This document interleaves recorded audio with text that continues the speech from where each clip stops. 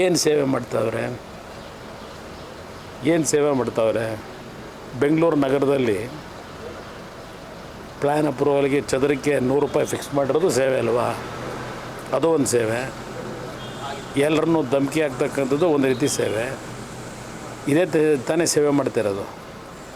ಅದರಿಂದ ಅವ್ರ ಸೇವೆನೇ ಬೇರೆ. ಸೇವೆ ಮಾಡ್ತಾ ಇದ್ದಾರೋ ಇಲ್ಲ ರಾಜ್ಯ ಯಾವ ಪರಿಸ್ಥಿತಿ ತಗೊಂಡು ಹೋಗ್ತಾರೆ ಅಂತಕ್ಕಂಥ ಮುಂದಿನ ದಿನಗಳು ನೋಡೋಣಂತೆ. ನಾವಿರೋದು ಯಾತಕ್ಕಿದ್ದೀವಿ? ನಾವು ಹಂಗಿದ್ರೆ ಏನು ಇದೆ ಇದಕ್ಕೆ ನಿದ್ದೆ ಮಾಡೋಕ್ಕೆ ಬಂದಿದ್ದೀವಿ. ಅವರೊಬ್ಬರನ್ನ ಸೇವೆ ಮಾಡೋರು ಹೇಳಿದ್ದು ನಾನು ಕೇಳಿದ್ದೀನಿ. ರಾಮನಗರ ಅಭಿವೃದ್ಧಿ ಬಗ್ಗೆ ಹೇಳಿದ್ದು ನೋಡಿದ್ದೀನಿ. ಏನೋ ಪಾಪ ಪಂಚಾಯತಿ ಮೆಂಬರ್ಗಿಂತಲೂ ಕೆಳಗಿಳಿದು ಕೆಲಸ ಮಾಡ್ತಾರೆ. ಮತ್ತು ಪಂಚಾಯತಿ ಮೆಂಬರ್ನ ಯಾಕೆ ಇಟ್ಕೊಂಡವ್ರೆ? ಪಂಚಾಯತಿ ಮಟ್ಟ ಇವ್ರನ್ನ ಲೋಕಸಭಾ ಸದಸ್ಯರು ಮಾಡಿರೋದು ಪಂಚಾಯತಿ ಮಟ್ಟಿಗೆ ಇಳಿದು ಕೆಲಸ ಮಾಡುವಂತ. ಪಂಚಾಯತಿ ಮತ್ತು ಸದಸ್ಯರು ಏನು ಮಾಡಬೇಕು? ಇವರು ಅಲ್ಲೇ ಹೋಗಿ ಕೈ ಹಾಕ್ಬಿಟ್ರೆ ಆ ಪಂಚಾಯತಿ ಸದಸ್ಯರ ಪರಿಸ್ಥಿತಿ ಏನಾಗಬೇಕು?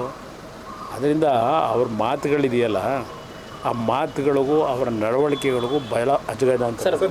ಸರ್ ಮಂಜುನಾಥ್ ಅವರು ಅಭ್ಯರ್ಥಿ ಆದಾಗಿದ್ದ ಭಾವನಾತ್ಮಕ ವಿಚಾರ ಸರ್. ಕರೋನಾ ಟೈಮಲ್ಲಿ ಪಲ್ಲಕ್ಕಿ ಹೊತ್ತಿದ್ದ DK ಸುರೇಶ್ ನಾವೇನು ಕೇಳಿದೆ ನಾನು ಅದನ್ನು.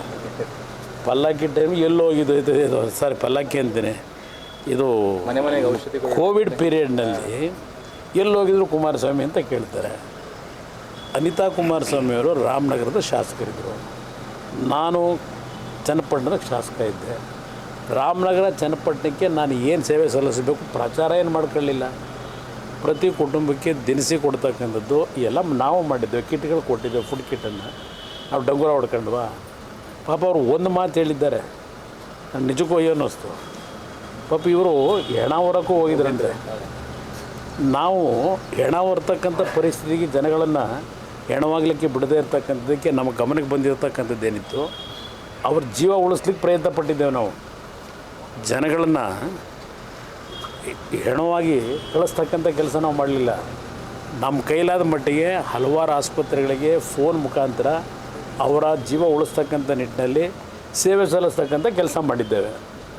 ಅವರು ಪಾಪ ಜನಗಳು ಸಾಯಿಸಿ ಹೊರ ಕೆಲಸ ಮಾಡವ್ರೆ ಅಷ್ಟೇ ಅಲ್ವ ಅವ್ರು ಹೇಳ್ತಾ ಇರೋದು. ಅವ್ರ ಅರ್ಥ ನಮಗೂ ಅವ್ರಿಗೂ ಇರೋ ವ್ಯತ್ಯಾಸ.